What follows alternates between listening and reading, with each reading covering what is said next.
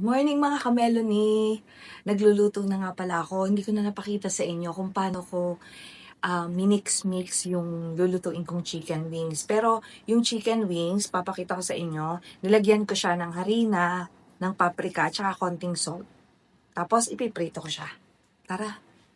Ito na nga pala yung chicken wings na binabad ko lang naman siya sa harina, paprika, konting asin. Tapos ito, ipina-fry ko na siya sa mainit na mantika pero mahinang apoy lang. At ito, shout out kay Ate Agnes dahil binigyan niya ako ng kamatis na galing naman sa mga tanim niya.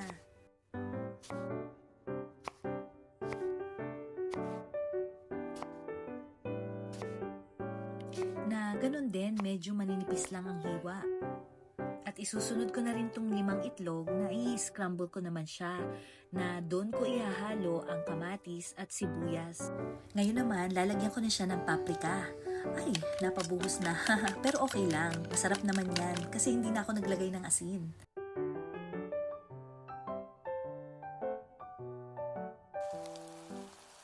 At isinunod ko na nga din ang kamatis.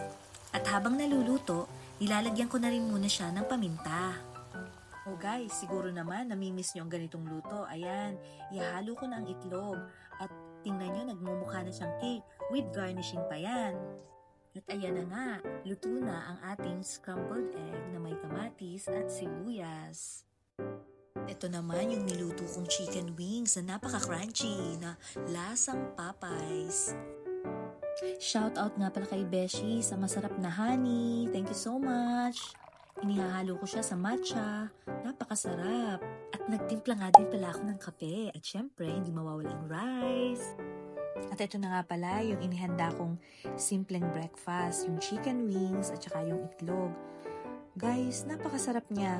Kasi yung chicken wings, simple lang ang ginawa ko dun eh. Simpleng luto lang. Pero lasang Popeyes siya or mas masarap pa nga sa Popeyes. Naisipan ko nga, wag nang umorder ng chicken skin. Eto na lang yung lulutuin ko. Alternative ba? At saka yung itlog, yung scrambled egg, napakasarap niya. Simpleng-simple, kamatis, sibuyas, itlog, yun lang. Panalong-panalo na ang breakfast nyo. O kaya't kumuha na rin kayo ng mga pagkain nyo at sabay-sabay na tayong mag-almusal.